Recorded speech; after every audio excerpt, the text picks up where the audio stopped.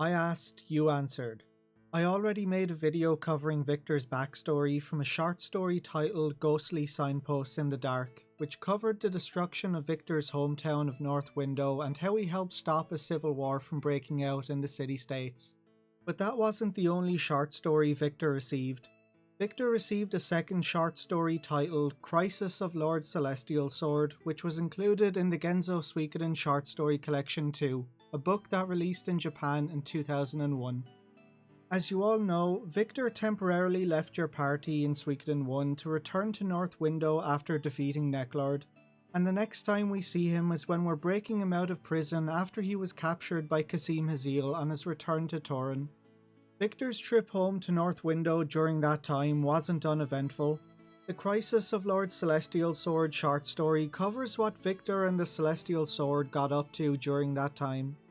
Minus the pictures, this short story is only around 14 pages when translated, but it's dialogue heavy, and when I say dialogue heavy, I mean it's almost entirely dialogue, so this might be a long video. The story begins with a young boy no older than 5 or 6 dragging the Celestial Sword along a road. The boy was struggling immensely to move the sword, which came as no surprise to the Celestial Sword, as even most full-grown adults found it unwieldy. The only person that didn't seem bothered by its weight was Viktor, a man it currently called its companion.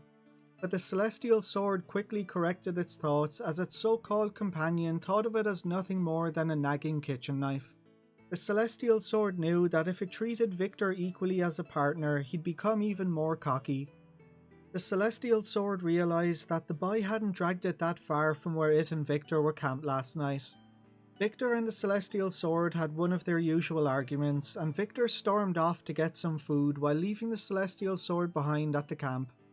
While Viktor was gone, the young boy snuck into the camp and stole the sword. The Celestial Sword wondered how long it would take Viktor to realise it was missing. The boy was exhausted. He had been dragging the sword along the road since he stole it. He squatted in the grass at the side of the road to rest for a moment and commented how surprised he was at how late it was getting and how he'll never make it back to the village before nightfall. The boy then heard a voice asking him if he really plans to drag him all the way to the village like this. The boy responded that it's not ideal and that it can't be helped. He then blinked and began looking around in surprise as he scanned the area, asking who said that. He then spotted a face on the hilt of the Celestial Sword. He stood the sword up in the grass and asked the sword who it was. It responded that its name is the Celestial Sword, the Night Rune. The boy asked why its face is upside down, and the Celestial Sword shouted in annoyance, "It's because you put me upside down." The boy turned the sword the other way around and introduced himself as Roy, while extending his hand out as if to shake hands. The Celestial Sword stared blankly at him. Roy asked if it knew how to talk, why didn't it do so from the start? He then commented that he can't carry it around anymore because it's too heavy, and asked the sword if it can walk on its own. The Celestial Sword, who clearly had no legs, once again stared blankly at the boy. It then asked Roy what he plans to do with it, and that it won't be long until his companion comes looking. Roy responded that he wasn't sure if the man would come looking for it, as he saw them arguing and thought they were fighting. Roy then called the Celestial Sword Mister, which irritated it. It reminded the boy that its name is the Celestial Sword, the incarnation of the Night Rune, and that it won't remind him again. Roy said he heard that the Celestial Sword can defeat vampires. The Celestial Sword noticed that Roy's face looked serious as he spoke. Roy continued by saying that he heard from an innkeeper in Radis that a huge bear-like man used the Celestial Sword to defeat a really bad vampire in the Scarlet Moon Empire. A large shadow suddenly cast over Roy and the Celestial Sword as Roy heard a man's voice say, "That's right, that's one scary sword, kid." Viktor had finally caught up to them. He told Roy that the sword is a bad-tempered financial burden. He then turned to the Celestial Sword and called it an idiot for conversing with a sword thief. The Celestial Sword angrily responded by calling Viktor a fool and demanded that Viktor repeat what he just said. Viktor replied that if it can't hear him, then perhaps they should visit a blacksmith to have its ears sharpened. The Celestial Sword became enraged by Viktor's comments, but Viktor ignored it and crouched down in front of Roy. Viktor smiled at Roy and told him he shouldn't take other people's stuff without permission. Roy responded by saying that he didn't steal it, that he merely had it come with him because he saw Gramps and the sword arguing. Viktor shook his head in confusion at being called Gramps. The boy told Viktor that he needed the celestial sword and asked if he could borrow it for a while. Viktor asked him if he could even wield the sword. Roy declared that he could handle it easily as he hoisted the sword over his shoulder. He told Viktor that once he's done, he'll return the sword and began walking away. Viktor asked the celestial sword if it had anything to say about what was happening, and it responded by telling Viktor that the kid has better eyesight than him and that unlike Viktor, Roy understood its true value at first sight. It then asked Viktor if he had something to say about what was happening. Viktor had already stopped listening while the celestial sword was talking, as something had caught his attention from the nearby forest. A man in a sandy brown cloak and leather armor was rushing through the forest towards them while shouting inaudibly. Roy fell over and dropped the celestial sword the moment he heard the man calling Viktor a vampire and demanding he stay away from Roy. Viktor noted the man's outfit looked like that of a swordsman, but the man had an excessive number of leather pouches tied to his waist. The man opened one of the pouches and shouted, "Eat this," as he threw a handful of small white vegetables at Viktor. Cloves of garlic bounced off Viktor's chest as he raised his eyebrow in confusion. The man remarked that Viktor is quite a tough vampire and then pulled out a mirror. Viktor, still confused, stared at his reflection in the mirror as he rubbed his bushy stubble with his hand. Next, the man attempted to throw water at Viktor, but his flask was empty. Viktor, growing even more confused, asked the man what the hell he thinks he's doing. The man responded that he's Roy's guardian and that he's responsible for protecting him from the poisonous fangs of vampires like Viktor. The man then offered his life to Viktor in exchange for letting Roy go. Viktor asked him where he's been and what he's been doing all this time while Roy was here. Roy then looked at the man, whose name is Foreign, and asked him what he's doing. Foreign then looked at Viktor and in a trembling voice told him not to take offense as he asked Viktor if he was a vampire. Foreign bowed while apologizing to Viktor when he realized his mistake. With night approaching, the group made camp. As Roy was sleeping, Viktor and Foreign spoke by the fire. Foreign told Viktor that the story of a fearless warrior defeating the vampire Neclord in the Scarlet Moon Empire had already crossed the border into the city-states. Viktor responded that it was nothing more than good luck as he scratched his head and glanced at the celestial sword. He then added that he had some help and he couldn't have done it alone. Foreign commented how humble Viktor was before apologizing on Roy's behalf for taking the sword without permission. Viktor replied that it's not easy for a kid Roy's age to get rid of a vampire and told Foreign that he's heading to North Window to run an errand. Foreign seemed surprised by Viktor's words and asked Viktor if he was sure he was heading to North Window as the village had been abandoned for the last 10 years. Viktor let out a faint laugh and replied that's why no one goes there. So that part of the story is a mistake. North Window was destroyed in the solar year 449 and this story takes place in 456, so it's only been 7 years since North Window was destroyed. Foreign then tells Viktor that he and Roy had been staying at Banner Village, and that when they returned from their afternoon walk, Roy seemed unusually excited that he had found someone that looked like a bear exactly as the rumours described. Foreign then asked Viktor if he stopped in Banner Village recently. Viktor replied that he went to the item shop there when he ran out of salt. Foreign was shocked that Roy would really chase after a man that was rumoured to look like a bear, but he was relieved that it ended up being someone like Viktor. He then once again apologised for the inconvenience Roy caused. Roy then woke up, saying that he had to pee and walked behind a bush. Foreign then told Viktor that Roy is originally from South Window and that he came to Banner Forest in search of his mother. 6 months ago, his mother Asia disappeared from their mansion during the night.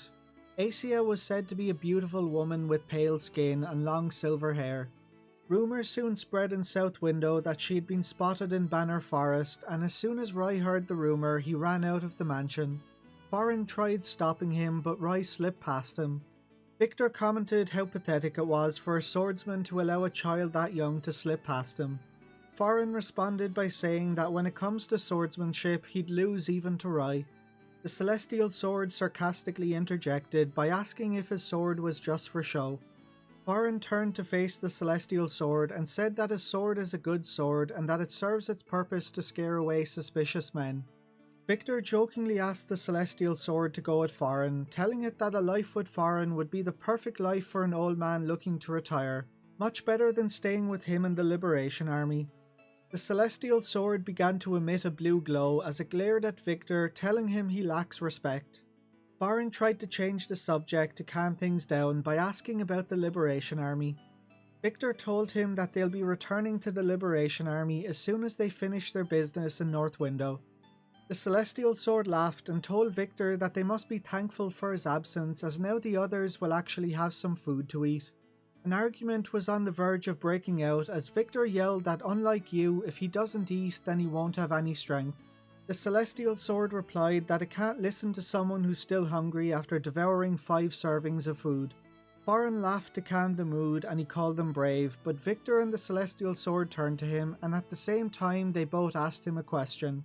Victor asked Farin if he thinks he could walk around all day with this thing hanging from his waist, and the Celestial Sword asked him if he could bear Victor's vulgarity. Farin again changed the subject to ease the tension, and asked the Celestial Sword if it was true that those who have their blood sucked by a vampire become one, and that the only cure is death. Victor responded by asking, could it be?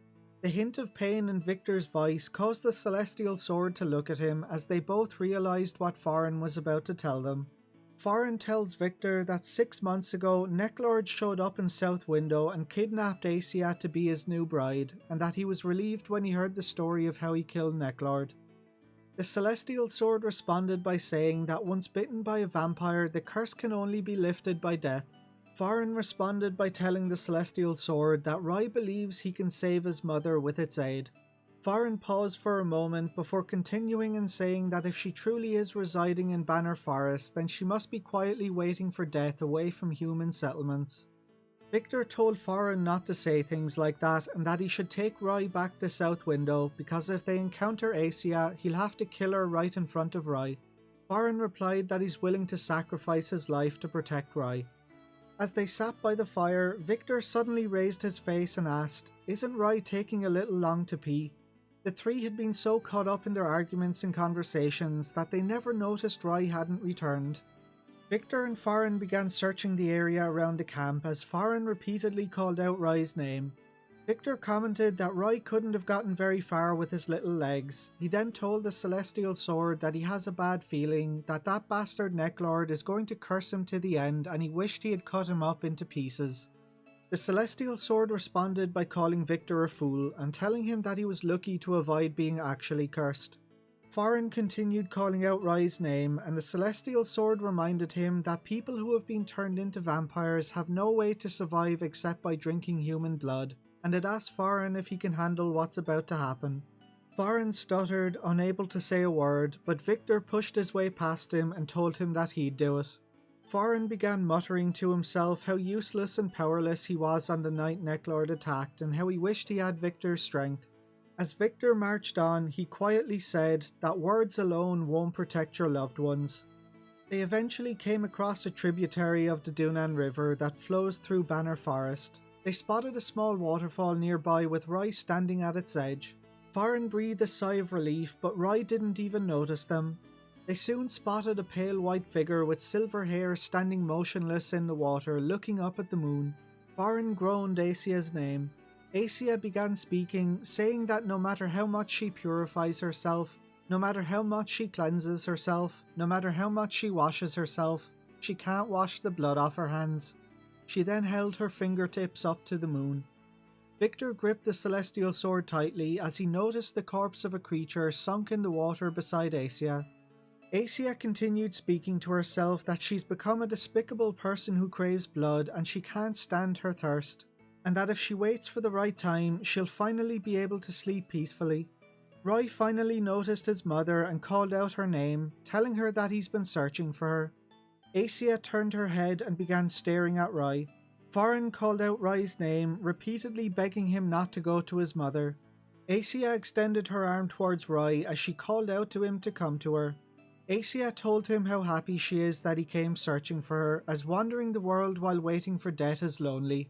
As Rai was about to rush towards his mother, Farin grabbed him and told him that woman is no longer your mother. Roy responded by asking Foreign if he was blind because his mother is standing right in front of them in the water and he needed to get her back to the inn in Banner Village for a warm bath before she catches a cold. Viktor spotted something white protruding from Asia's mouth and called out Roy's name as he drew the celestial sword. He then told Roy to get down. As Viktor charged Asia, she spotted the celestial sword in his hand and began uttering a curse. Viktor swung with all his might, but the attack that should have cloven Asia's torso missed and slashed through the air. The celestial sword called him a bum and asked him what he was doing. Viktor responded by telling it to shut up. Viktor again attacked Asia, but she evaded his attack with unnaturally fast movements. Roy once again called out to his mother, who turned her head to face him, but Foreign stood in front of him acting as a shield. Asia hissed at Foreign, demanding he give her back her child. Foreign refused, telling Asia that she's already dead and he won't hand over Roy to an undead fiend. He then drew his sword. It was a great sword, even bigger than the celestial sword, and Foreign held it with a single hand. Roy cried out to Foreign, asking him what he's doing and reminding him that the reason he stopped using his sword was because he didn't like hurting people. Viktor muttered about how Foreign lied about not being able to handle a sword. Asia stretched out her arm to grab Roy's hand. Foreign whispered, "Please forgive me," in a voice so low no one could hear, and with a swiftness that took even the celestial sword by surprise, Foreign swung his sword, slashing Asia's ribs. Asia staggered but didn't fall. She opened her mouth, unleashing a voiceless cry, and began to chant something at Foreign. But she suddenly stopped chanting and her body flinched when Viktor thrust the celestial sword through her back, the tip of the blade piercing through her stomach. Asia's hand reached for the blade as if trying to grab it. Viktor whispered to her from behind that he released her from her curse and it's time for her to let go of Roy. As Viktor pulled the celestial sword out of Asia's body, her body turned to dust. Viktor uttered the words "I'm sorry" as Roy looked on in a confused daze, asking Foreign where his mother had gone. The group then returned to their camp for the night. Viktor handed the celestial sword off to Roy and snuck off for a nap. The sun had finally risen and the celestial sword felt like it was being held captive by Roy, who asked it in an annoyingly loud voice if it decided to stay with Viktor. If the celestial sword had arms, it'd be covering its ears. Roy told the celestial sword that if Foreign had it, he'd treat it and maintain it much better than Viktor does, and that it wouldn't get damaged as he wouldn't use it to fight. The celestial sword responded by telling Roy that if that's the case, there'd be no point in having a sword. Roy was confused by its answer and then suggested that the celestial sword come with him to South Window and he'll have custom clothing made for it. Foreign tried to ease the mood by quietly telling the celestial sword that he has no right to wield it. Roy then told the celestial sword that Foreign used to be a warrior and he was real good at it, and that's why he doesn't like fighting anymore. The celestial sword tried explaining to Roy that wielding a sword isn't always done for justice, just as not wielding a sword isn't always for injustice. The celestial sword spoke as softly as it could as it tried its best to move away from Roy, who was attempting to decorate its scabbard with dandelions. It continued by explaining to Roy that good and evil are two sides of the same coin and that one cannot exist without the other. It then explained to Roy that the Imperial Army and the Liberation Army both believe they are fighting for justice and that both sides believe they are doing what's good. It then demanded in a very annoyed tone that Roy quit it with the dandelions. Foreign told the celestial sword that Viktor is able to bear the sin of shedding blood, something that he was unable to do. He then asked the celestial sword to pass on a message of good luck to Viktor. Foreign's message made the celestial sword laugh so much that it started snorting. A loud roar was then heard as Viktor began to wake up. Roy then turned to the celestial sword and told it it's time to go. The celestial sword responded by saying that it and Viktor are going to North Window, so this is where they part ways and say farewell. Roy laughed while asking the celestial sword if it didn't know that North Window and South Window are along the same road, so they'll all be travelling together for a little longer. Fed up of travelling with Roy, the celestial sword began calling out for Viktor in a panicked tone as the story comes to an end. And that's it for the story of what Viktor and the celestial sword got up to after defeating Neclord in Suikoden 1.